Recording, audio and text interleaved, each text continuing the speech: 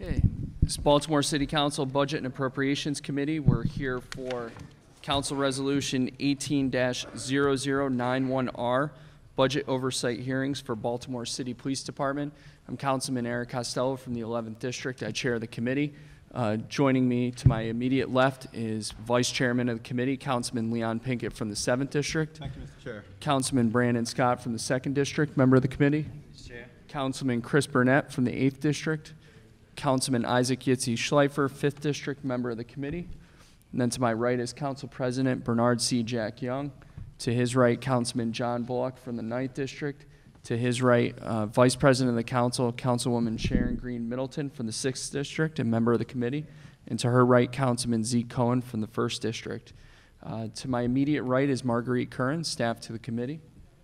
We also have Rebecca Tabb, who is attorney for the City Council with us. And we have Liam Davis representing Council President Jack Young, somewhere here. In addition, we have Jeff Amoros representing Mayor Catherine Pugh. Before we begin, a couple quick ground rules. First, if you have a cell phone, please turn that to off, vibrate, mute, anything that doesn't make noise. Number two, for folks that are testifying from the police department or the administration, I'm going to ask that you speak clearly into the microphone. These hearings are televised on Comcast Channel 25 and streamed on Charm TV's website. So I may interrupt you politely when you're speaking and say, please move up to the microphone. All the mics in the front 14 seats, including the podium, are live now. Before we get started, I'd like to turn it over to City Council President Jack Young for any introductory remarks.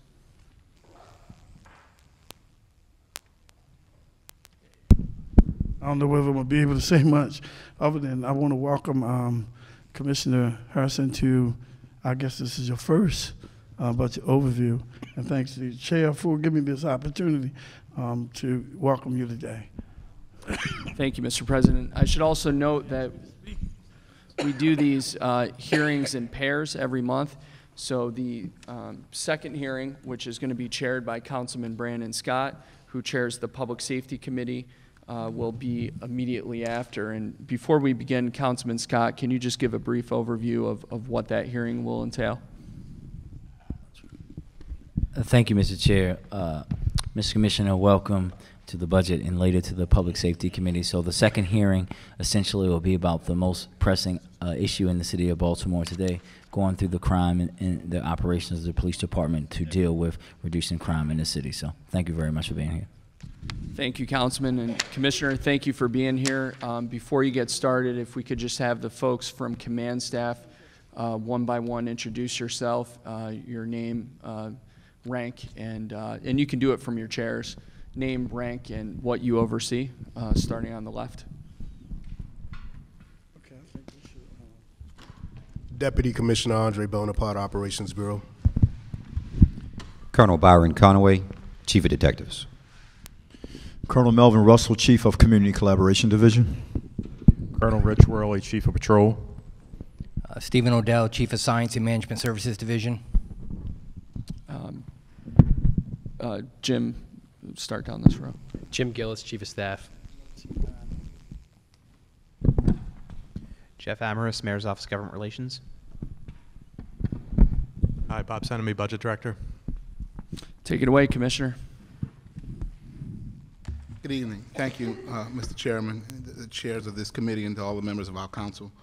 And as you can see, we brought several members of our leadership team with me today.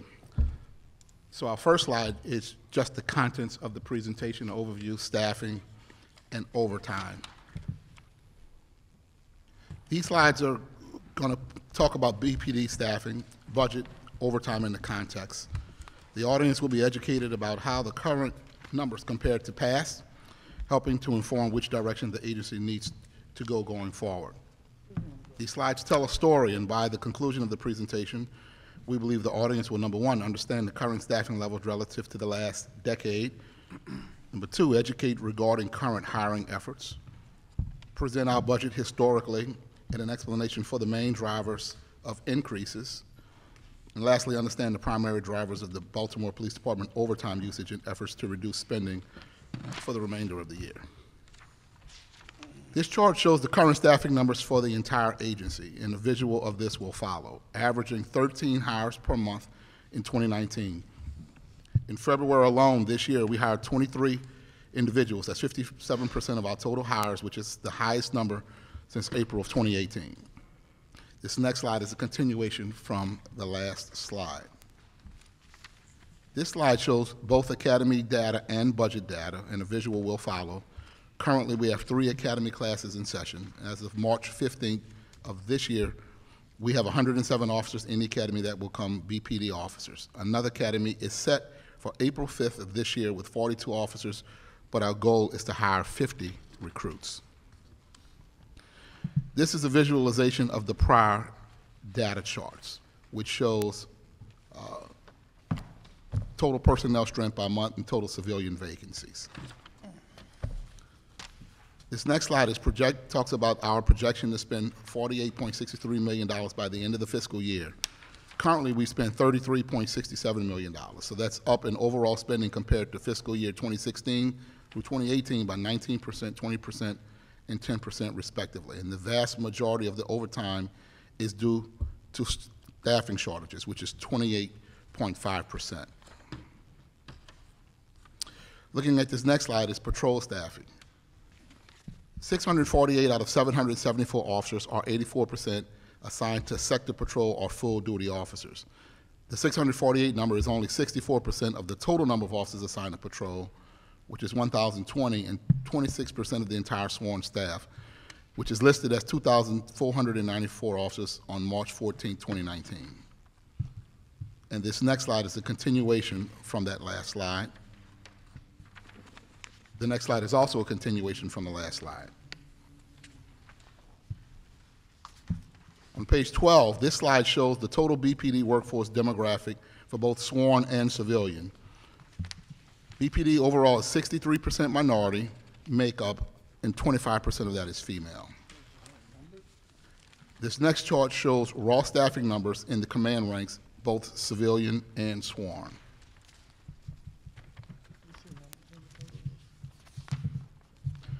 Right now, as I mentioned, we have 3 academy classes in session, and as of the 15th, we got 107 officers that are going to become officers this year, and I mentioned another class is set for April 15th with 42 officers. And this next slide shows OPR and internal affairs cases that are broken down by complaint type as well as total suspensions for the year 2019. It has a total breakdown of everything and where it is. Moving into staffing,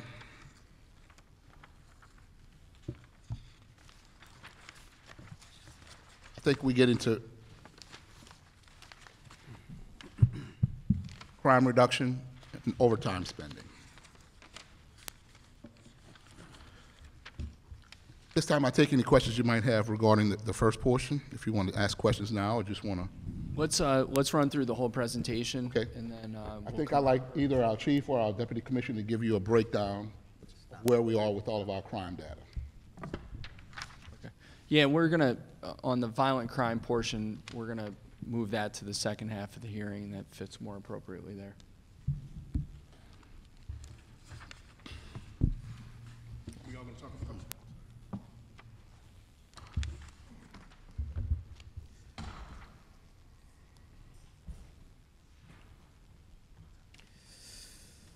Just give me one moment, please. Excuse me.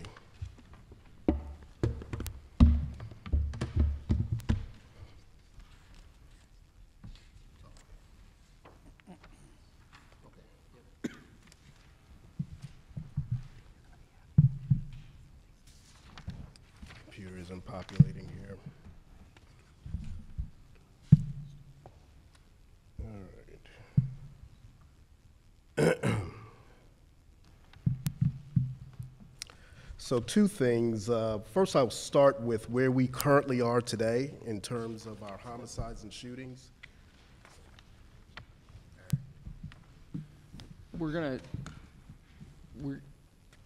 So when I say the first half, I apologize, I didn't provide clarification, but I want to go through the recruitment, the retention, applicant demographics, But I want to hold off. I apologize, Deputy Commissioner. My apologies. I missed this slide, and I apologize for that. All good. So when you look at our increased recruitment and hiring, we're looking at increased patrol staffing, we're looking at civilianization and professionalization, and those three are our top priorities. When you look at attrition, has historically been a constant for about 10%. So far in 2019, 33 people have left the agency, while 40 have been hired for a net gain of 7. And that's for 2019. 23 out of those 33, or 70% of our attrition rate, is attributed to retirements. Only 24%, or 8 out of the 33, is attributed for resignations, averaging 13 hires per month in 2019. And in February of 2019, we hired 23 people, or 57% of our total hires, which is the highest number since 2018. In this next slide, last year we used technology. The application pool was expanded dramatically overall, with a fourfold increase in applications because we're now doing national testing. Applicants can take the test anywhere in the country and can apply online. And so you're looking at right now a breakdown of how many applicants are from Baltimore City, Baltimore County, other Maryland cities, and then out of state. And you can see the largest number, because it's national testing, out of state. But I really think we need to look at two things: the out-of-state applicants plus out-of-state hires, or local applicants compared to local hires. So right now it's just giving you applicants. We'll come back in the future and compare the out-of-state applicants and hires versus in-state or in-city applicants versus in-city hires. And then you can look at, in this next slide, it has applicant demographics. You can look at whether they're Asian, Black, Hispanic, or white. And certainly in our community policing partnership, we're working to get citizens more in touch and engaged with our police officers in the districts. We've implemented pilot ride-along programs in conjunction with I-Team and the COPS office. As of March 15th this year, we've had 86 citizens to sign up. With our local outreach, the BPD is engaged in a recruitment marketing campaign, which I've talked about in a number of my community meetings, which will be unveiled in the very near future. We've partnered with a professional creative agency to attract more applicants from diverse, qualified candidates from Baltimore, and it is directly geared to attract candidates from Baltimore. It's expected to launch in spring of this year.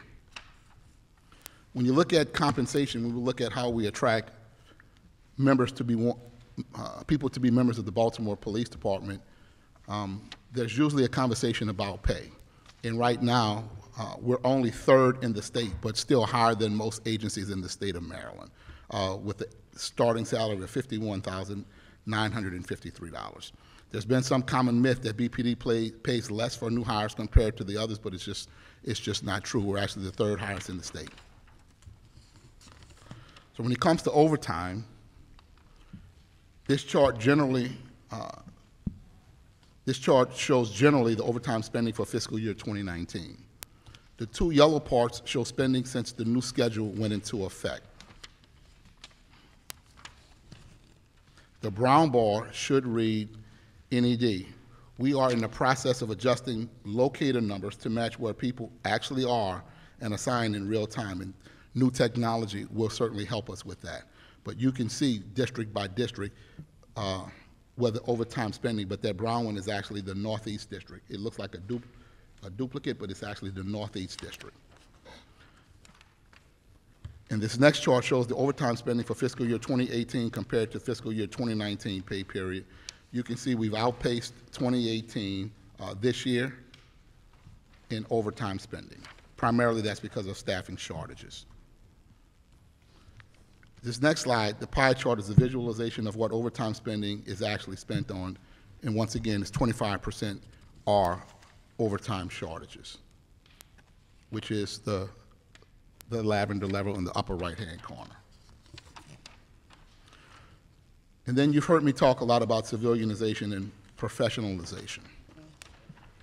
The three primary goals: to put officers back on the street directly or indirectly, to professionalize operations in stated areas to improve efficiencies and thereby lower costs and increase the quality of the product, further acting as a force multiplier. And number three, to right-size the support, again, to act as a force multiplier to contribute to positive outcomes.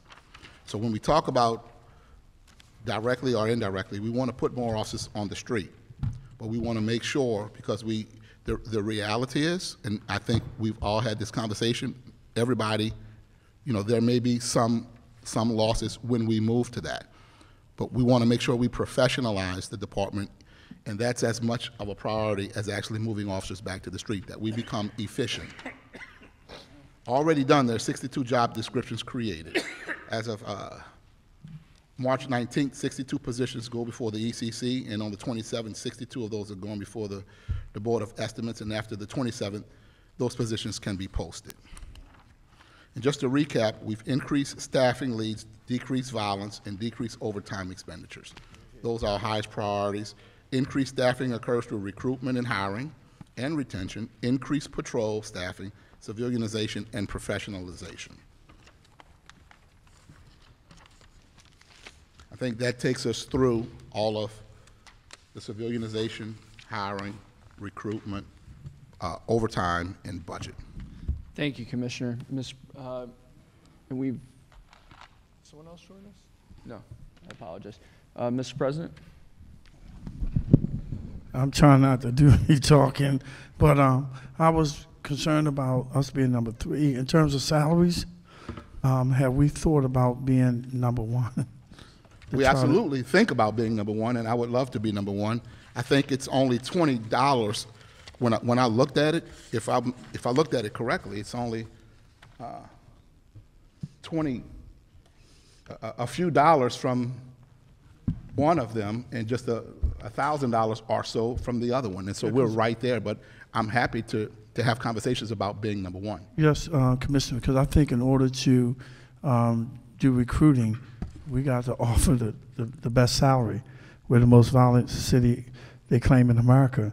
In order to attract good officers or anybody that want to be a police officer, we got to get the salary up a little bit. And I know finance, I mean, if we can get the salaries up, I'm quite sure we can have more officers applying for these jobs and getting these jobs in the city, which would greatly reduce overtime. You know, I'm one of the ones that complain about overtime unless I see a reduction in crime.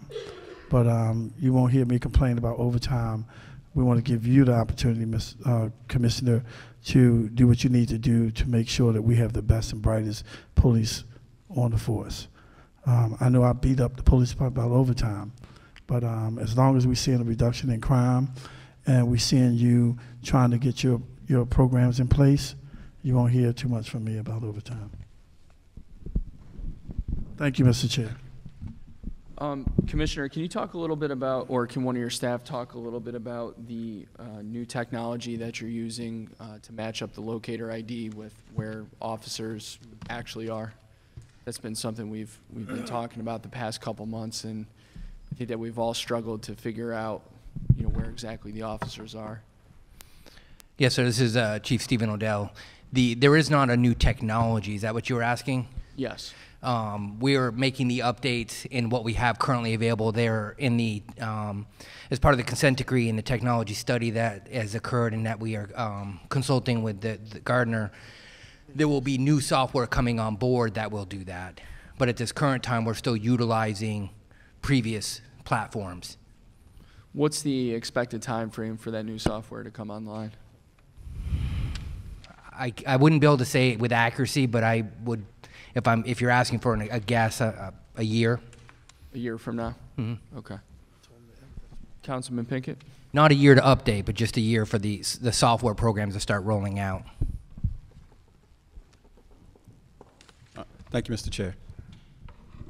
I don't want to belabor the point, but I think a year is too long to wait for the upgrade in technology as it relates to knowing, you know, with assurance where our officers are.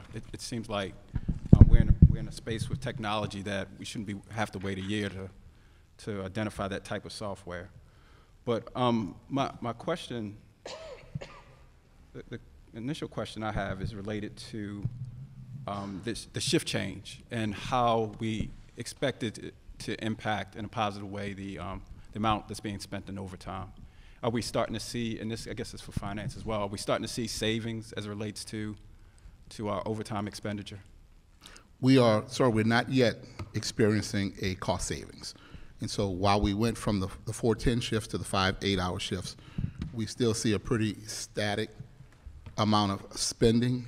I think as we start this, there have to be measures of accountability put in place to know what we have, to assign it appropriately, to assign goals and objectives to the various divisions with expected outcome measures that we can measure and manage, and then hold people accountable and only use it for those outcome measures. That has not yet been built, but is in the process of being built as we understand what we have and how we want to spend it for the expected outcomes. And so right now, we're in the process of doing just that, but with the schedule just changing, we have not yet experienced a cost savings. And I know there are only a few weeks left in this fiscal year, but we still want to be fiscally responsible by assigning performance metrics to it and then being able to measure and manage it. That machine hasn't yet been built, but we're in the process of doing that as we speak.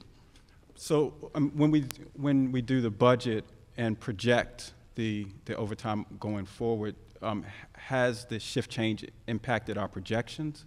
Because when I look at the data that we received last month, and then compare it to this month, it looks like we're projecting more in overtime than we did in the previous month. So maybe I'm making a bad assumption, but I would figure that it would be going the opposite direction.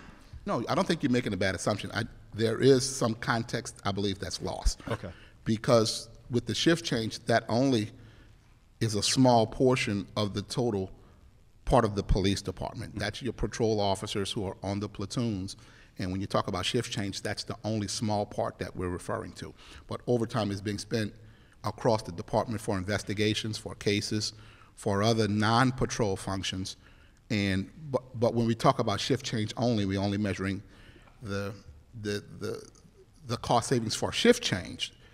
That's a different conversation. When we talk about cost savings, we got to talk about it in terms of patrol and everywhere else in the department. Right now, we're only focused on patrol, so it's not going to show a cost savings for the whole department with the shift change, because the shift change only affected a small portion of the department.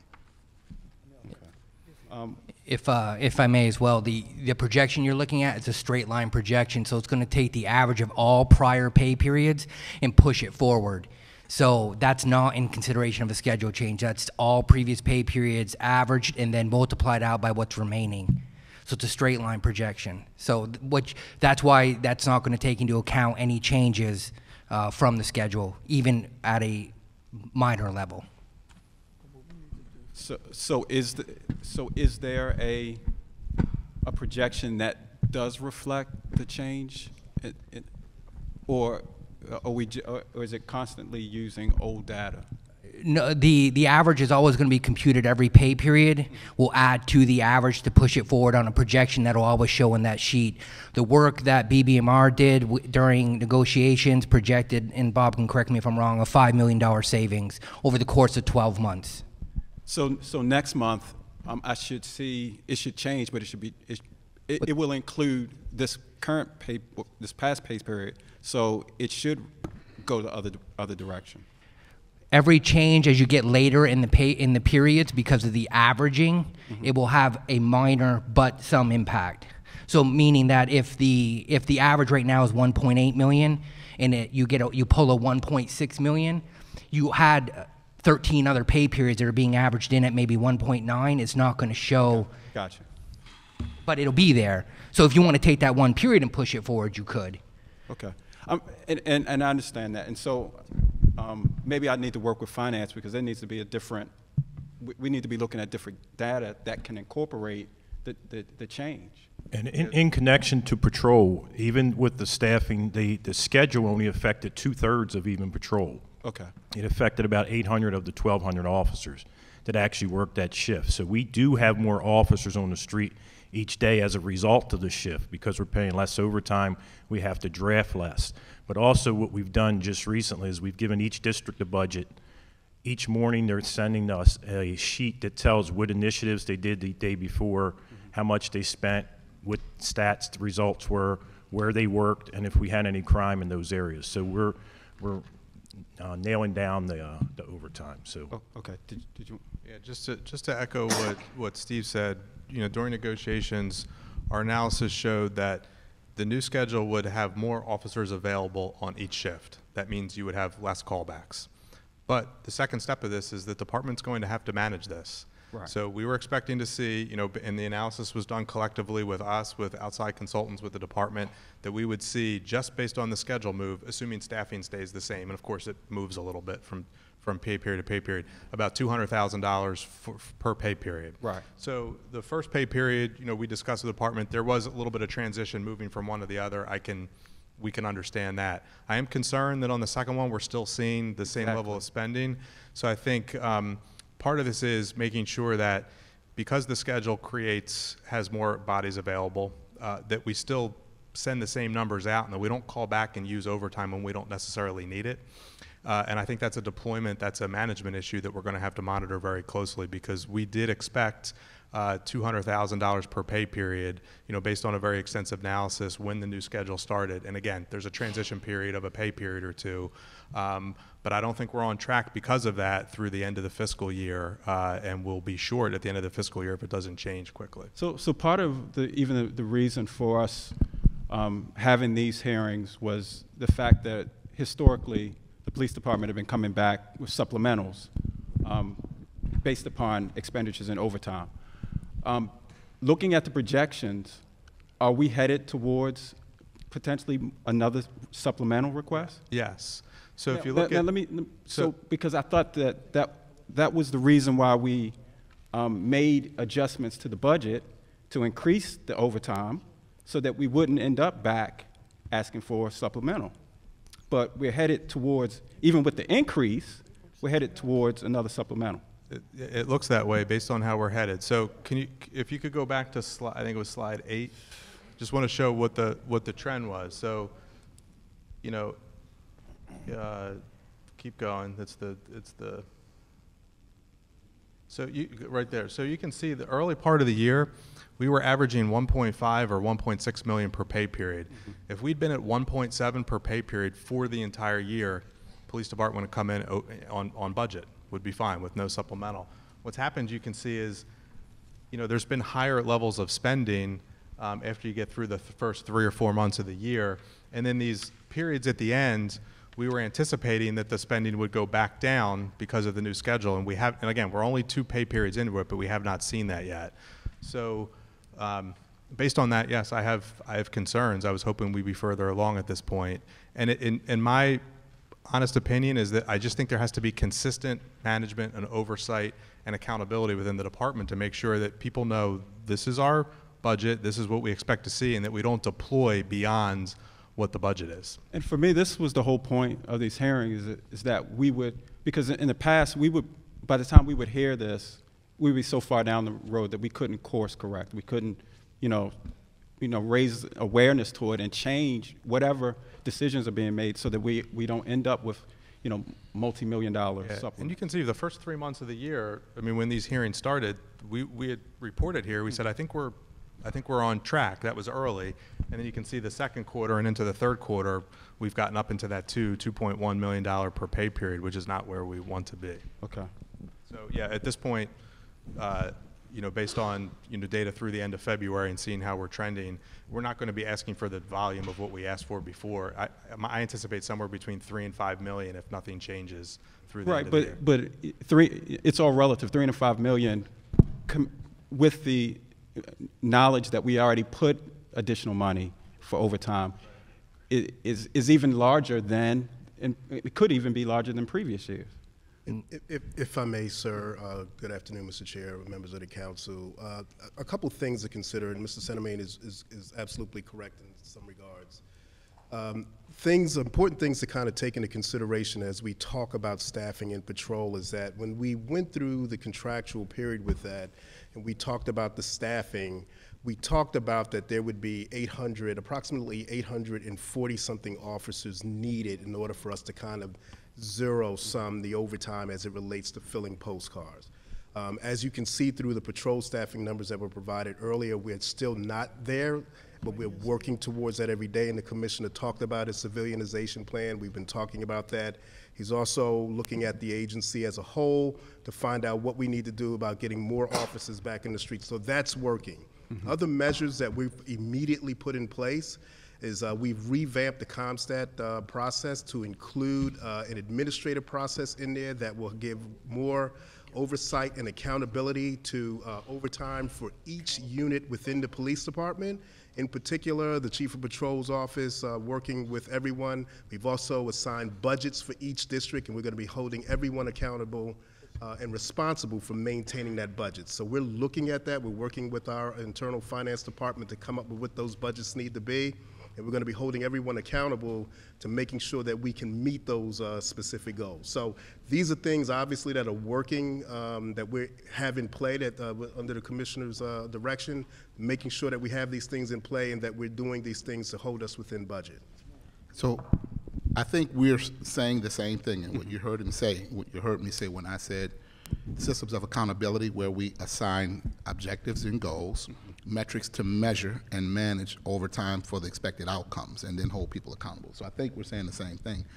What was also left out, there's a 3% increase for every officer. So even if you have fewer officers, even though we have more officers available, even if you have fewer hours worked, it could cost more. And so there's an increase, even though there could be a decrease in hours, because of 3% added for every officer. So that could attribute to some of it, not all of it. Right. But I think now that we're building the management tool to allocate the hours appropriately with specific objectives and then measure and manage it, and then move it when it needs to be moved to where it needs to be, that's what you're going to see going forward. So I think we're saying the same thing. Okay. Thank you, Mr. Chair. Councilman Burnett, or do you had a question? I'm going to come back in a second. Got it. Thank you. Before we go to Councilman Scott, just a spin-off from what Vice Chair Pinkett was saying, in terms of budgeting for next year, Bob, for fiscal 20, do we expect the projected overtime budget to reflect that $5 million decrease? So I'm not supposed to say this until next Wednesday, but yeah, next year's budget will reflect the new contract, which includes the pay increases, the expected overtime savings, all the things we've discussed here. Got it. So that, yeah, that will be. I mean, we'll explain all the numbers next Wednesday, but it will be reflected. That's good enough. That helps. Councilman Scott. Thank you, Mr. Chair and Mr. Commissioner. Just good evening, Mr. Sinema. Just to dovetail on my colleagues' comments about the overtime, I think, Mr. Commissioner, you weren't here last year, but I actually voted against the budget because we were saying in the budget that we were going to be giving you guys $9 million more in order to hire new police officers when you already had vacancies. And Mr. Sinema explained to us then that that money would be used for overtime, and my response was simply then we should put it in the budget as overtime. But I think also what for you, for historical knowledge, what has to be pointed out, if your staff hasn't made you aware of that, that if the civilianization plan that we are now moving forward with had been implemented when it was supposed to, we wouldn't have these vacancies that we have in the first place. So we're chasing our own tail, so to speak. And I think that, Mr. Commissioner, I know this is something that I believe that you're going to do, and it leads into my first question, is that what we really need to do with BPD is a deep assessment of the agency in its entirety in every single operation that the agency has, because we have this continuous conversation about how many police we need, how many civilians we need, how many of this we need, how many of that we need, how many we need in each district, and we've never done that. The truth is that no one knows what we need from a Baltimore Police Department perspective, because we actually haven't done the tough job of analyzing every single system, everything that we do. We haven't even redrawn our police district lines, which we're now going to do, thank God, finally, to see how we can operate a more efficient police department. So that, to me, I think is the most important thing outside of having a public health approach-based crime plan for you, is to do a big assessment, deep assessment of this police department so that we can give you the resources that you need, but we have to make sure that we have an efficient police department first. And that, my first question actually is about the civilianization plan. So if we go to those slides, Mr. Amaros, please. Gillis has the clicker. Oh, sorry, Mr. Gillis has the clicker. Sorry about that.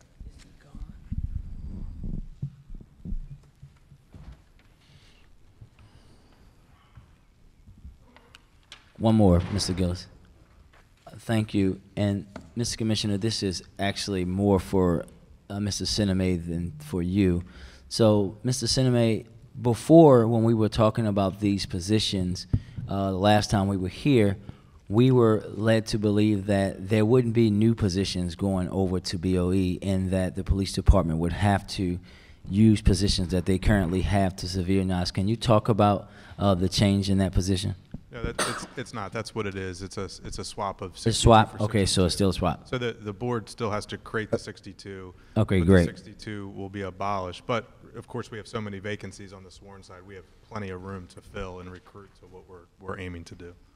That collective awe you just heard was from my colleagues that we're not creating more positions. So that was my first question. So the timing looks pretty good to me, so I think that that's great. Can we go to the internal affairs portion very quickly?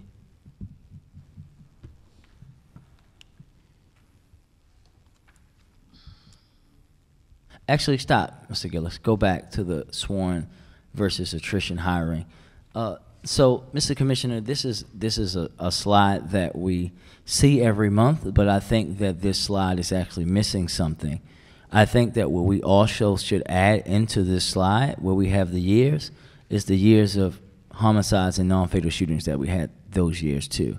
Because, as I've said several times with this, sometimes these numbers can be taken out of context, and while we have to look at it, I think that it's also important that when we're looking at this, especially since we're consistently talking about our attrition rate in connection to increases in violence, that we have to overlay that with the violence as well. He's trying to find that. The internal affairs is in the beginning portion, Mr. Gillis. That's homicides with attrition. Oh, yes. Go. Chief Gillis, for the hearings moving forward, would it be possible to keep that chart as is, but also do a separate chart, which is just an overlay of homicides and non-fatals? Absolutely. Thank you. Thank you, Mr. Gillis. Mr. Commissioner, this is something that, of course, you know, as someone who was in internal affairs for 10 years, is critically important to rebuilding trust with the citizens. So what I would ask you is for your expertise on this, for you looking at our police department for a city like us, for a city our size and our department our size, if you would just offer your expertise to where we are as far as our complaints, you know, where we are as far as resolving them, and where you think that we need to go to making sure that our internal department is operating at the utmost efficiency. Without going into specifics, because I don't want you to do that. Yes, sir. I actually can't because of the integrity of the process. Yep. But I'm in the process of working to do a deep dive, because that process needs to be far more robust than it is.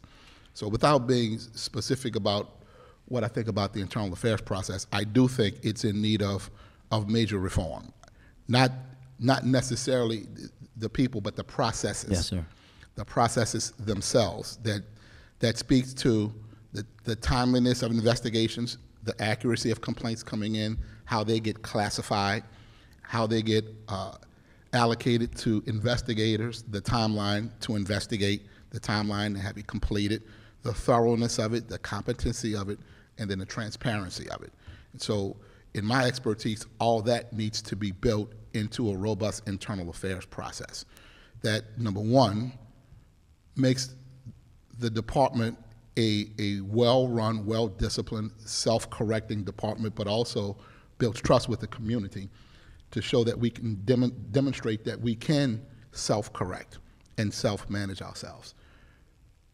But it needs to be far more robust. And while I haven't been able to do the deep assessment in that department like I have to do in all the departments, I can say on the surface that it needs to be far more robust than it is.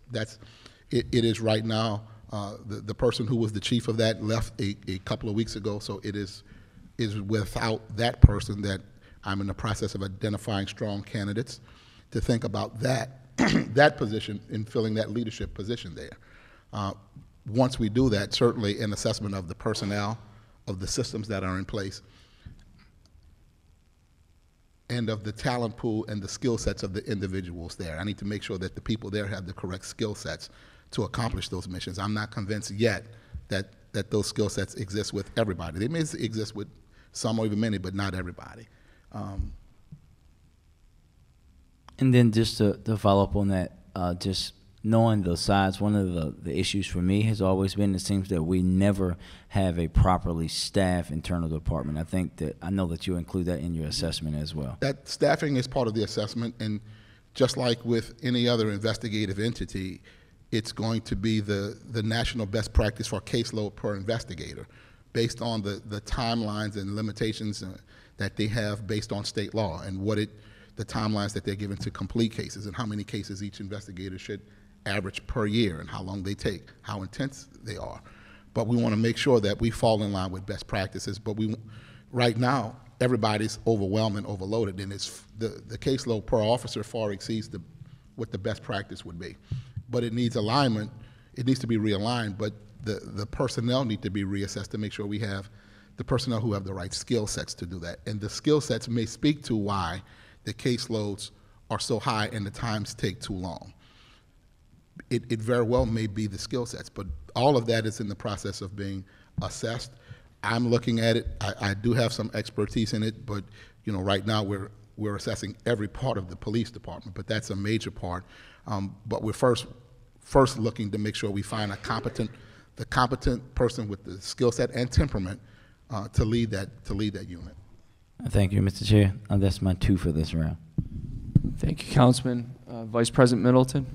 Thank you, Mr. Chair. I guess my question, and you might have answered this, or others might already know the answer, but my questions are specifically about the numbers of hours a police officer works after overtime. So they're considered overtime after an 8-hour day. Is that correct? I believe so. Yes, ma'am. And so an officer can work more than 12 hours a day? I believe so. And that's legal? I say that because I'm sitting here thinking all the things that a police officer has to go through within an 8-hour day and then maybe work another 4, and the mental capacity there for that person is pretty tired. So as you're, I guess, assessing and trying to do accountability, are you including that, and maybe also adding to, are they voluntarily asked to work overtime, or is it mandatory? I haven't, in the past few weeks, I have not seen any mandatory overtime announcements. I have seen voluntary overtime invitations for staffing shortages in different parts of the department. Excuse me. So I have seen voluntary requests where it's voluntary, where invitations are put out to members of the department. What I can say is that right now we compel our members to work an 8-hour day, and they can work beyond 8 hours. I would say across the country in the field of policing, we always want to make sure every employee gets a minimum of 8 hours rest between work. Now, the difference is the officers may not be working overtime with the department, but could be working secondary employment as a private person, but wearing the police regalia and uniform, and could be working hours beyond the 8 hours doing that type of work. I believe that I don't quite have the answer to how many hours we actually limit a person working for the police department. 36 per day. They have to have, Commissioner, you're exactly right. They have to have 8 hours of rest. 8 hours rest between work. So it's 32 hours a week, but I don't know the max cap for per day. Okay. As long as it's 8 hours rest between work is what we would expect and what would be ideal, and it's aligned with what most agencies across the country mandate. Mm-hmm. That's good to know. Thank you. I guess this goes to Colonel Russell. Can we talk a little bit about the auxiliary unit and where things are at? Yes, thank you, Councilman Chair. So as far as the auxiliaries, as you know, we revamped that last fall. The first class completed, it was a combination auxiliary and chaplains. There were 12 auxiliary individuals and 24 chaplains. They all successfully completed. They actually have graduation coming up on April the 4th. So they graduate. You're more than welcome. It's open invitation. Certainly can come out and see them graduate. Right now, there's an orientation, another orientation tonight. The first one for the next class. The next academy class will start a little bit later in April. The goal is to try to at least capture another 10 to 15 auxiliary officers. Right now, I think we're probably right around half that, about 12. We're still pushing the agenda and pushing that out through our public information office. They're starting to help us out with that. They'll also be helping us with the chaplaincy. So the auxiliaries is coming along. Their goals simply are not only for events to help relieve some of our officers, but also we really want to dial them into the VRI. That'll be really what they'll be doing on foot in the VRI, developing relationships, building a bridge between the community and the police officers. Thank you. And so you said, when you said academy, you're just referring to academy solely for auxiliary and chaplain? That's correct. There are only 2 going through the academy. Okay, and that's starting up in early to mid-April, you said? So they just completed. The next class. So it's 24 intense hours for the chaplains, and it's 36 hours for the auxiliaries because they have a few more things to pick up, like traffic and some other things they got to pick up that the chaplains don't necessarily need. Okay, and that next class is coming in early to mid-April. Did you say that? So April the 4th is the graduating class for the ones that just completed. Yep. And then later in the month, maybe a week or 2 later, we'll be starting up the next class in April. Okay, got it. And we had a discussion, I don't know that you were in the room, but I think Chief Gillis might have been, and Karen Stokes from the mayor's office was, maybe 6 months back, about the council assisting the police department in helping to identify potential auxiliary police recruits. And since the last time we've had that conversation, there was a little email traffic, but we haven't heard anything back since October. So can we make sure that the PIO at BPD is communicating with us so that we can share that information on your behalf? I'll make sure you get something this week. Yes, sir. Thank you, sir. Thank you. And what are we doing? Mike. Chaplains. Okay. Yeah, and that information for chaplains as well. Yes. And Colonel, if I remember correctly, we had identified some funding challenges in terms of getting the equipment, and I think at the time the figure was around $6,000 or $8,000 per auxiliary police officer. I'm assuming that funding challenge has been overcome. The assumption is not correct at this point. It is still being worked on. So we had a funding challenge on both sides of the fence. The chaplaincy has been overcome. We've located $34,000 for the chaplaincy, which is a lot more chaplains at this point. We just did a major audit, so we're down to about 186 chaplains, and that's where we just cut about 40 or 50 because of their inactivity. So we're down to about 186 of those, not counting the 24 that will be graduating in a couple of weeks. So we've got funding for them for the various equipment they need. We're still trying to locate funding for the auxiliaries because of the uniforms and the things that we talked about last time. And we're confident that we're going to overcome that funding challenge? Yes, sir. I'm not sure if you heard, but we have a new commissioner, and he's awesome, so I'm pretty sure we're going to overcome it. Let me redirect that question. Commissioner, are we confident we're going to overcome that funding challenge for our auxiliary officers that are coming online April 4th? I will ask for it, and if you say yes to it, then the answer is yes. So, yeah, 1 second. So, and we'll be meeting soon to discuss all the intricacies of the Baltimore City budget process. But my hope is that there's going to be funding within the department that's available. This seems like a very small expenditure comparative to the total budget of the department. Yeah. Great opportunity to get citizens out there helping the department. I agree, which lightening the moment just for a little No, bit. oh, we're good. We're good. Yeah, But we're good. but certainly things that have value like that, that build bridges and build relationships, and help speak to the core issues that are driving problems and driving crime and driving negative things. Certainly, we want to make sure that those things have their place and can function and have some consistency and can survive and be resilient. And so those things are important to us. It's great to hear that that's a priority to you. This is something that Councilman Scott and I have been working on for 3 or 4 years. So it's great that Yes. under Colonel Russell's leadership, we're finally kicking this back off, and let's figure out how to expand it significantly. I know we're in the early stages here of the reboot, but I'm sorry, Commissioner. I really want to extend the invite for you guys on April the 4th. I think it's at 6 o'clock over at BPD, the graduation. As a matter of fact, the Southern District Court of Chaplains, a strong group. It's supposed to be a surprise, so don't get it out. They're going to be actually acknowledging 2 Southern District officers. Don't even know they're going to get an award from the chaplains down there because of the work they've done. So we've never done that before, so it's going to be a really nice graduation. we're live on TV. I'm sure they'll never find Oh, there out. we go. Edit that part, please. Councilman Scott.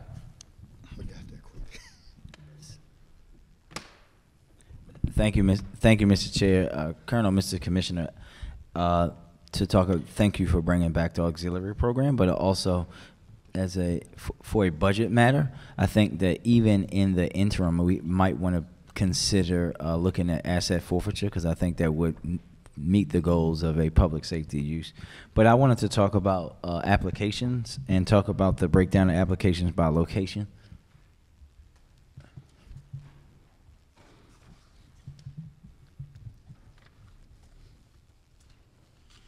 Thank you, Mr. Gillis. So, Commissioner, I think that we don't have a further breakdown, right, of how what I think will be beneficial to us in the future is for us to be able to see that breakdown of applications versus how many people are in the academy that are coming from each of these buckets. So, like if we have an academy class of 40, if we could know if like 10, 15, 20, how many of them are Baltimore City residents versus coming from outside. And I think that, Mr. Commissioner, the reason why I had this slide brought back up, this is something that I think this council a few years ago led the charge to reboot our cadet program. And something that I will offer to you is I think that where we're missing the boat, and I think that we have an opportunity now with leaderships in our schools to do that, is that we could literally be funneling children who are going to high schools in Baltimore that have a public safety academy, who self-identifies this is what they want to do with their life. One of them just happens to be Merville High School, where I went to school. There are others, unfortunately, there are others. But we could build those kind of partnerships, and I think that folks, the principals and people there are waiting for open arms for folks like yourself to visit with them to build those partnerships, so that 5, 10 years from now we'll be able to say that, listen, we've now homegrown hundreds of police officers. I think I brought that slide up because I think that is something that all of us in this room can turn the tide of if we actually focus in on those resources. I fully agree with you. Fully agree. We have a breakdown, a demographic breakdown. So that's Baltimore City, county. Yeah. Other Maryland counties and out of state, but we do have a breakdown, male, female. Yeah, I saw that. Yeah, I just think it would be beneficial to us. Yes. We didn't ask for it. I didn't think about it until I saw that pie chart. But I think it would be beneficial to us to see like where we are for each time, how those 162 applicants. Because also my guess is, and I know Major Bellero will know better than myself, Colonel, that we probably see a lot more of our Baltimore City residents get rejected for other reasons, and I think that then having that information and being armed with that data allows us to go out into the community to say, if you want to do this, these are the kind of things you have to avoid. These are the obstacles you have to overcome. Yeah, the obstacles that we have to overcome and how to do that. Yes. And then also because I know myself and the council president are consistently also getting pushback from school police officers who are trying to transfer over and can't seem to get into the police department. So there are folks who are homegrown that want to work here. We just have to figure out the best way to home grow them and to figure out the best way to have a process that's more open and inclusive for them. Fully agree. Thank you. Councilman Schleifer?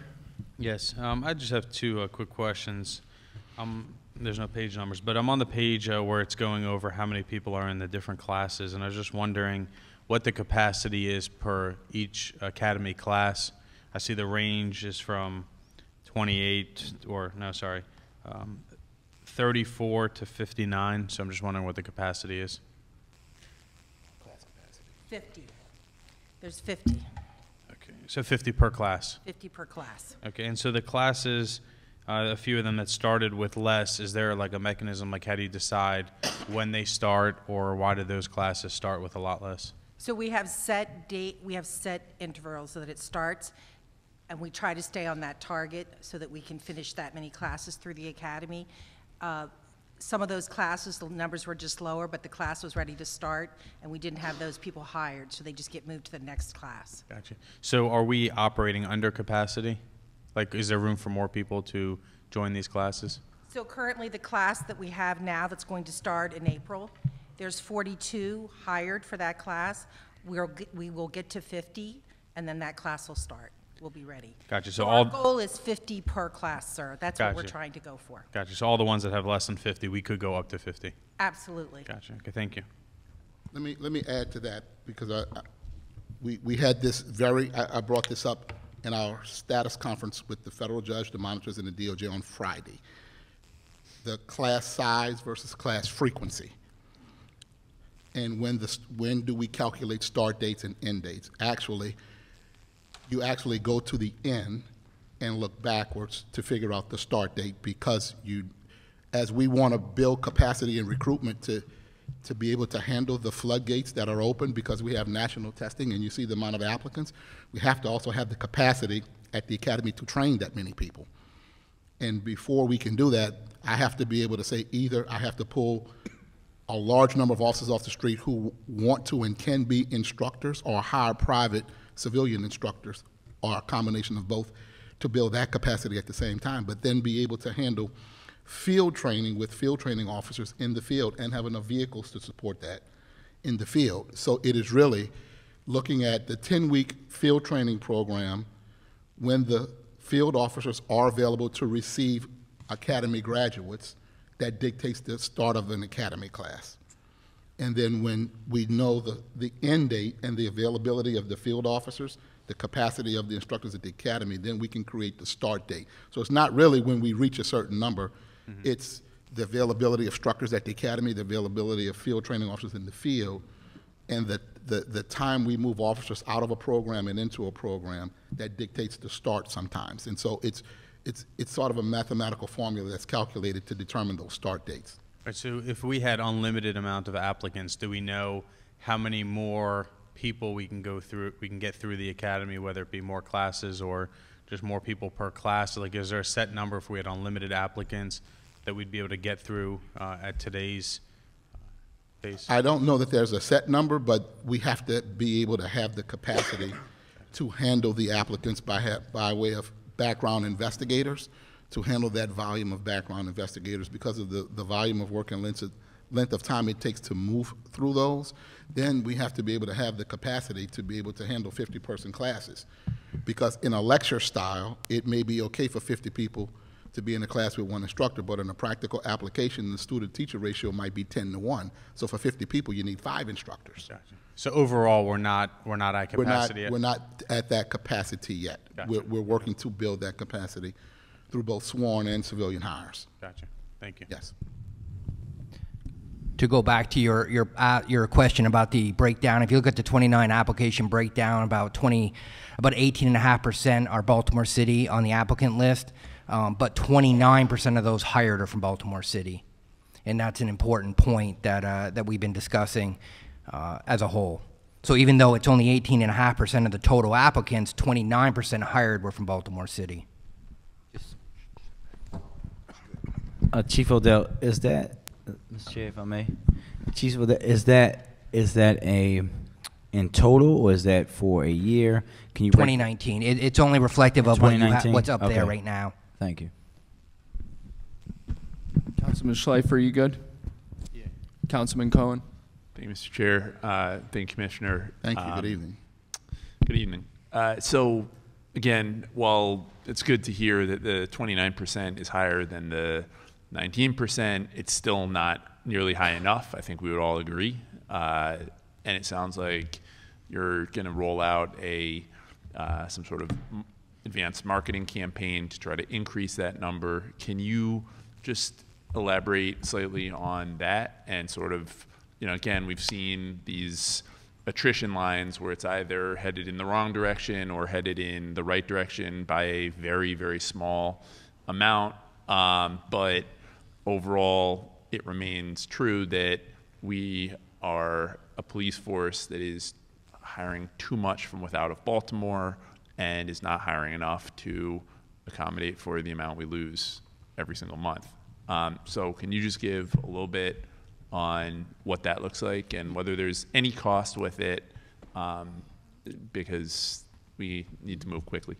Yes, sir. There's a great initiative, you know, from our city to have a marketing campaign that really targets people who live in Baltimore and who are Baltimoreans, and we want to go after those who have the attributes of being a good police officer, but who are from here and who have skin in the game and have a stake in this investment.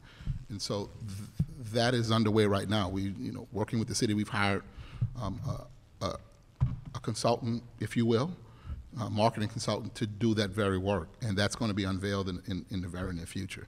I've had a sneak preview, and I think it's really at a high level, but it really is directed to increase the amount of people to draw interest from Baltimore. But it will be all of us together with our academics, with our military, with our faith-based community, and the best recruiters are the members of the Baltimore Police Department to go out and spread the word about, you know, we need help, but we want you to come help us solve our problems, because it's all of us together.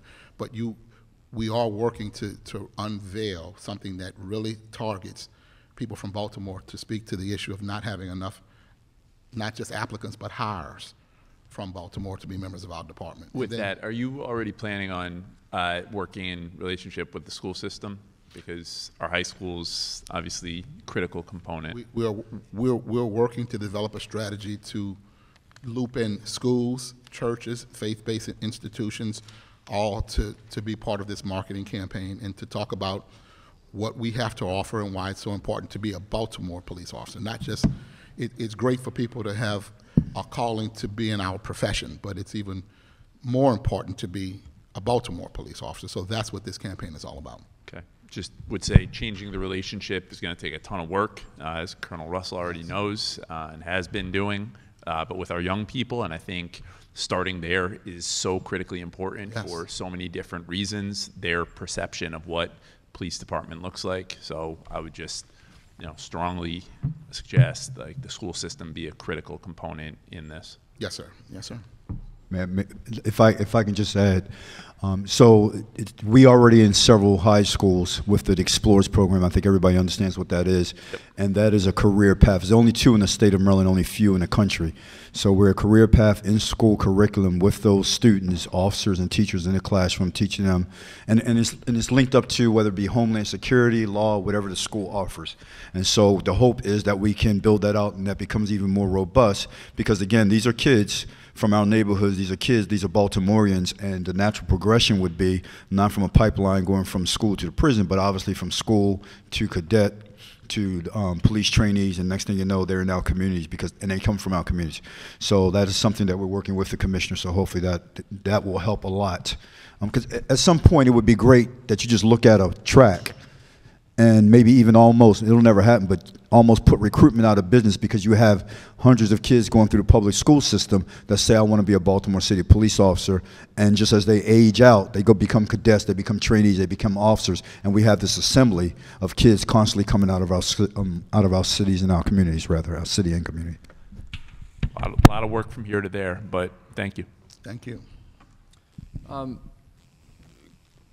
Commissioner and/or Chief Odell, the 62 positions through civilianization, going to the ECC on March 19, BOE on March 27, are those 62 positions currently held by, or are there currently sworn officers in those positions? Many of them are. They'll be trickled down where they all could be as we move some other positions to other sworn spots that then would move. So either directly or indirectly, which is why indirectly is used. So I guess my question is, how soon are we going to see those 62 officers moved over to patrol, if that's the plan for them, which I can only assume? We posted positions, we posted recruitment, we've got to run the processes and hire them, and then there's going to be an overlap of whatever particular jobs are going into, that they have some learning time for the new positions hired. I think ultimately it's a broader management discussion, but it could be 6 months to a year maybe, or less. You know, I know it sounds long, but 3 months to get them on, and then it's however long, depending on the exact position, as to when we can move the sworn individual. Right. So like if we put them in a position that a sworn might have been in for 8 years, and they've acquired an expertise in that area, we hire a professional who's brand new to the city that goes into that position. There's going to be an overlap training period, and it just depends. Each position will be different and unique in its own. Some will be very quick, others could be longer. Okay, and those, I can assume those 62 positions are going to be posted externally, and you're not looking for internal recruits? Both. So the lists are posted externally, but the applicants can be internal or external, and we'll run our internal processes first. But if you're filling those positions with internal applicants, aren't you creating a void somewhere else? Yes. And that's going to be that's the double-edged sword of improving equity and mobility and acquiring the correct skills, unfortunately. So we'll have, as an example, so say we post an operations assistant 1, and we have an office support specialist 3 who's going to take that position because they have the correct skill set, and maybe they've been underemployed. They'll move out of that OSS 3 into the operations assistant 1, leaving the OSS 3 vacant, which either needs to be recruited for or needs to be reimagined into what the department needs truly are now in that area. So in short, the civilianization piece is going to take a lot longer than we may all have anticipated. It will be ongoing. So it's going to start right away. So it won't be, it's 0 today and 60 tomorrow. It'll be 0 today, maybe next week 8 people transitioned, the week after 12 more transitioned. It'll be an ongoing process. And as other phases come up, additional personnel will be reflected in that. And it'll keep going forward, being pushed along. So what I'm hoping that the department is planning to avoid is essentially playing this long drawn out game of musical chairs. So I guess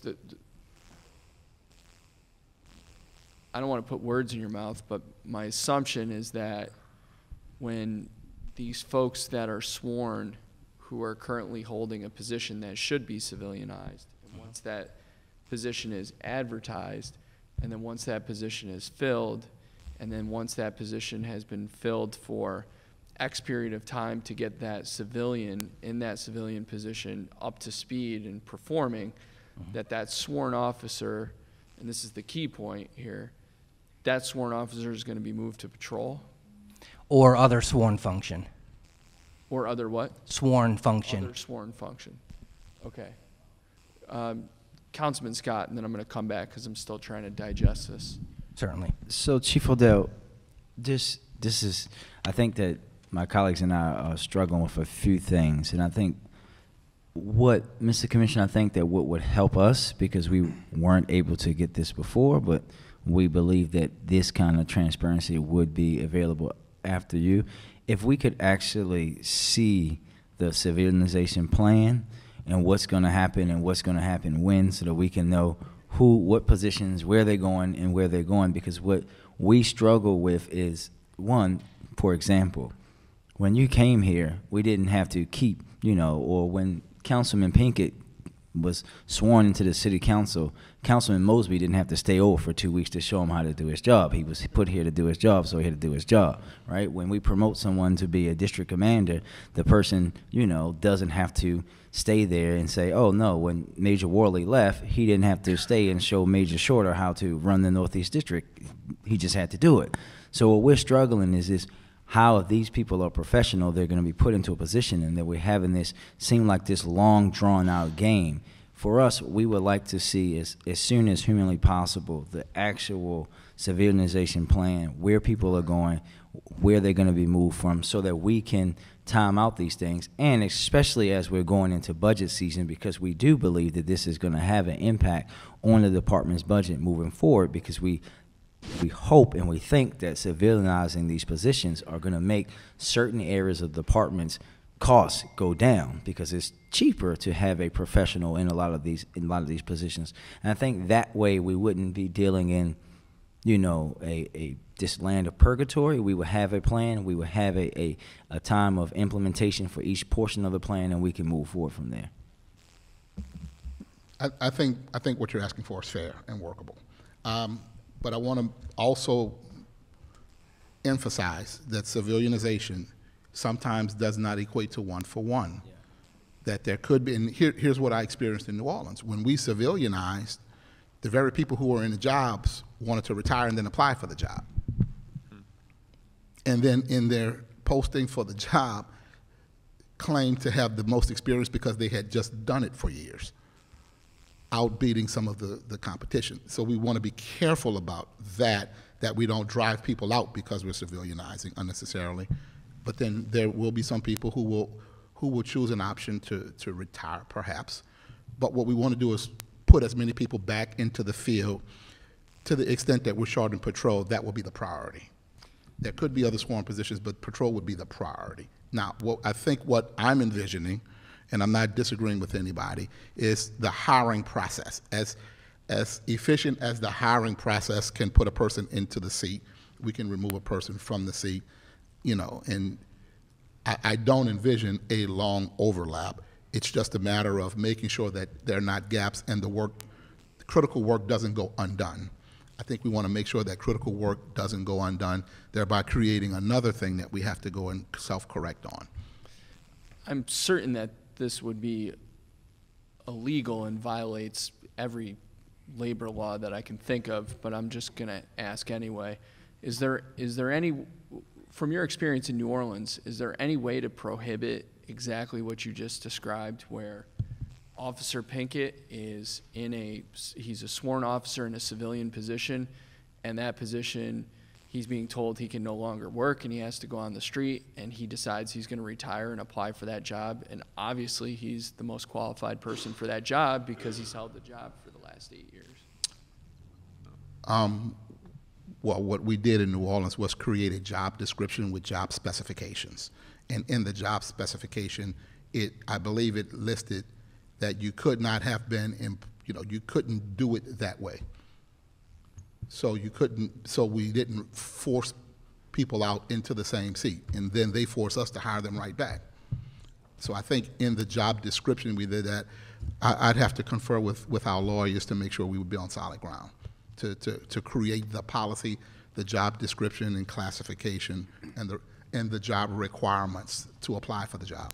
Could you, Deputy Commissioner? I think a good point the Colonel brought up. I think something that would discourage that, obviously, and I think what the Commissioner's saying is that members of the agency who would retire, if they were to go into those positions, those city-created positions, it would be at a lower salary and they would not be able to collect their pension. So that may be to discourage. So their pension just is on ice until.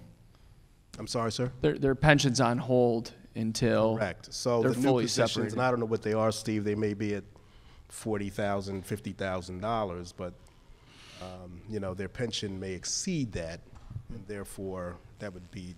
Why would you take that pay cut? Unless you wanted to.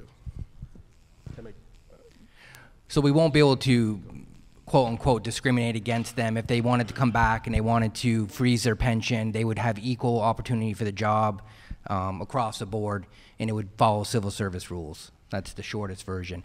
But there aren't many officers that are willing to put their pension on ice for even higher paying jobs, much less the ones that are in the 40s and 50s. So here's my concern. This isn't directed at any individual in the room, but it's very similar to the discussion about overtime, that we're supposed to see this reduction, and then we don't actually see the reduction. In fact, overtime spending is going up. And I'm not saying that that is necessarily a bad thing, considering the state of public safety in the city. What I don't want to have happen is we're sitting here in 8 months, and you come back and tell us, oh, by the way, this great civilianization idea that we had, it's not really working, and here's why. So I want to nip that in the butt on the front end now, as we're preparing to, you know, as we're approaching March 20th and March 27th, or whatever those dates were later in the month. But that's why I made a heavy focus on professionalization. And while it has an opportunity to give us more manpower on the street, because we will be able to redeploy sworn members back to patrol and other areas, but patrol is the priority, it really is also about professionalizing and bringing the person with the correct skill sets to create efficiency and effectiveness. And it professionalizes department, and over time, we will self-correct and put professional staff in professional positions. And so the culture, we begin to change that culture that you've heard me talk about so much, of moving officers to those positions, and then over the years we just kind of forget about it, and then we wind up where we are. And so I think it professionalizes the department as much as it does force multiply for staffing in other areas. I think you got to talk about both at the same time, and it's not just a force multiplier just for manpower. So I appreciate everything Chief Odell's been doing on this front. And what you're saying right now, Commissioner, to me sounds like all the right answers in your vision and strategy for how to deal with this. It sounds to me spot on. Again, I'm not in HR or law enforcement or anything dealing with civilianization or professionalization. But I still do have reservations based on this council's experiences with the police department as a department, not individuals, but as a department hitting milestones and on the administrative side of things particularly. So what I'd like to ask Chief Gillis and Jeff, can we get something in writing from the police department to address this specific issue for how we're going to make sure, the short of it is, how we're going to make sure that we're not continuing the game of musical chairs, knowing that that is a great possibility, and we want to avoid that, because that undermines all the work you've been doing, Steve, on Correct. the civilianization piece, undermines what you've laid out, Commissioner, as the vision and the strategy. So let's get something, today is the 19th, Tuesday. Can we get something, when's the next milestone for that, Steve? Today it went through the ECC, so that was completed. Next Wednesday's BOE. Next Wednesday's BOE? Okay. Can we have something in writing by next Tuesday? Is that reasonable? That'll give you guys a week to kind of lay out. Doesn't have to be long, just hit on how we're going to avoid the musical chairs by the 26th. Yep. Not too basic, but I'm not trying to create work for the department.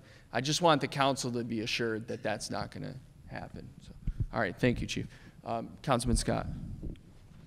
Thank you. And I think that, Commissioner, I think that this is a concern that we've heard from actually members in the department before about, and making sure that we don't put these positions as contractual, that because we know the rules are different. And then I think as a part of the assessment is going back and looking at all these contractual employees that we have that are possibly doing the very thing that my colleague was concerned about. So I think that that's something we should pay attention to. And this is not included in the presentation, but because I know when I ask him this question next week, Mr. Sinema says he's going to have to ask you, and since you're both here, I'm going to ask you now. So one of my big concerns, as Mr. Sinema knows, is in reference to the pending lawsuit that we have, and the pending lawsuit around the pension. And Mr. Sinema and his folks at Budget have been great about setting money aside if we lose that lawsuit and have to do back pay. But one of my, even probably a larger concern for me is that how that, if we lose that lawsuit, how that could potentially can impact the operations of the police department with the number of people who could immediately retire and leave the department, and whether we have gotten together. I know you haven't because you haven't been here. Well, for you and Mr. Sinema to get together and look at that, look at the total number of people that could possibly leave, what that looks like for us on a financial standpoint, but also how that will look for us operationally, because it could very well put us back into a position of draft. And I think it's critical that we have, now hopefully, you know, everything stays fine, even though these are decisions that were decided long before most of us were put on the council. But we have to have the scenarios just in case it doesn't. And I think that that's something that is very critical to me. And I don't know if you guys have had a conversation about that yet. We only very generally, yes, sir, that the issue exists and that we should have enough forethought to be thinking about the possibility of a mass exodus should that happen.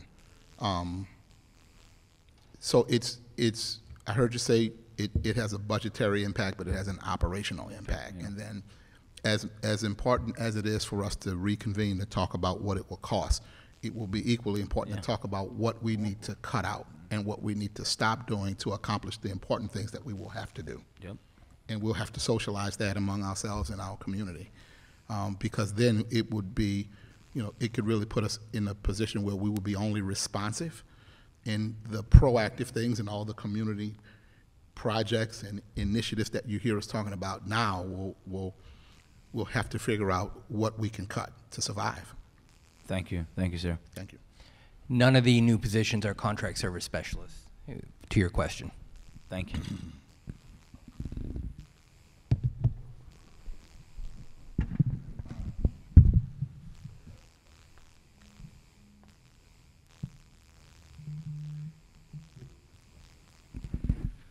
Colleagues, any other questions? We had the one takeaway, which is kind of the written narrative around the civilianization process and how we're going to ensure that we'll reduce the extent of the musical chairs. Marguerite, did we have anything else? Colleagues, any other questions or document requests? Councilman Scott? Yeah, just the development of the plan itself for the civilization, walking us through the entire thing. And I know that yourself and myself will get with Mr. Gillis and Mr. Amoroso about the follow-up. Other feedback about the lawsuit information? Councilman Cohen? Commissioner Harrison, when will we have the recruitment plan? The recruitment plan. So you had mentioned earlier the enhanced campaign around recruitment. That's an initiative between the city and the police department. It's the recruitment campaign is actually being built by a number of marketing professionals with the innovation team. I don't know of an exact date of a launch, but we're trying to get it together to launch really, really soon. But there are a number of individual plans that, of course, everybody would like to see, but there's going to be one holistic plan for our department, a strategic plan looking forward that is in the process of being developed. But some of these things require moving fast and right now. For example, the councilman, we talked about the plan you just talked about, but there are operational things that we have to do now that will actually move faster than me being able to develop a plan. So there are things that we're doing right now, like assessing skill sets in every division, especially in the recruiting division, to make sure we have the people and the capacity to move these applications through and accept the right people and not accept the wrong people. I would say that campaign is on the way. I don't know of an exact date of a launch, but I can find and get that to you. Okay. But I'm sorry. That's all. Mr. Chair, would request that in document as soon as possible. Can you, Councilman, can you summarize the request, please? Yeah, request is document of when there's going to be a advanced marketing campaign for recruitment. Okay, so that sounds like a timeline, yeah, okay. Timeline on recruitment and writing. Commissioner, that reminds me, I had one other question that I forgot about. You had mentioned the recruit stat that you were going to launch. I think it was the first week. Yes. Can you give us kind of a 2-minute overview of what that is, what that looks like, and where things are at? That was launched 3-4 weeks ago, maybe 4 weeks ago. It's in its infancy stages, but it's a set of metrics and performance measures we put into a reporting system like CompStat that we report out on crime and deployment strategies. And so RecruitStat is that same system that looks at every step of the process. It looks at what assignments are assigned to what individual, what are the timelines and deadlines, and who's performing to task, and what are the barriers and how we overcome those barriers. And so all the people are in the room to discuss every step of the process and what are the barriers, how we overcome them, and then we get to assess the skill sets of the individuals of the unit who are performing those tasks. And then because we can only manage what we can measure. And so it's about measuring the performance. It's about measuring timelines and deadlines and making sure we hold people accountable. And so when we come back the following week, people have to demonstrate that they've accomplished the task that they were assigned, and we can know who's living up to the task and who's not. And then, like I said, we can assess skill sets, and sometimes you find that you have great people who are able to perform at a high level, and sometimes you find that you actually might have a wrong person and you have to make changes. But that's been implemented in its fourth or fifth week right now. It's going very well. We now can know what we didn't know regarding what are the barriers in the process and how to overcome those barriers, whether they're human barriers or technological barriers, and how to overcome them. And for example, with the increase in online applications, we looked at how many people we actually need to process that based on what the average timeline would be for a person who's assigned a case. How long does it take to complete a case from start to finish? How many cases are assigned to each investigator? Who's turning out cases faster than the others? Are they good cases? Are they not?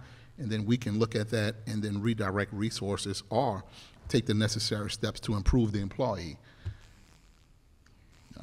Thank you. And you guys are meeting weekly on that now? We meet weekly on it, but weekly is it's every other week you break down every single thing in the process. And so one week is about processes. I think the other week is about people. Okay. And so, but it does meet every single week. And are you in those meetings? I have been to a few of them. I have not been to all of them. Okay. Deputy Commissioner's there. Who's running point on that initiative? That's the Kendra, who's over and the innovation team. And okay. What's Kendra's last name? Parlock. Yes. Okay. Sustainable Solutions. Sustainable Solutions. Before I invite myself to sit in on one of those, what I was going to ask is at the 2 requests, and then we're going to go into recess if my colleagues don't have anything else. One, can you be prepared to, or can we have Kendra at the next hearing to discuss that process a little more in depth? Because I think there's a lot of excitement around that on the council, so we want to learn more about what you're doing. I can tell you I was thrilled to hear you mention that when we first spoke and at some of the forums. And then the second thing is, can we spend a little time at the next hearing? We'd like to talk a little bit about technology deployment as associated with the consent decree, how much we've spent, what's coming up in next year's budget, what we're getting funding from the state on, really from a budgetary perspective and a schedule and timeline. I don't want to step too over the line into Councilman Scott's committee. With that, we're going to go and thank you, Commissioner. We really appreciate you being here and being engaged. Welcome to Baltimore. We're going to go into recess for about 5 minutes, and then we'll pick back up on the public safety side of things. Okay. Yes, sir.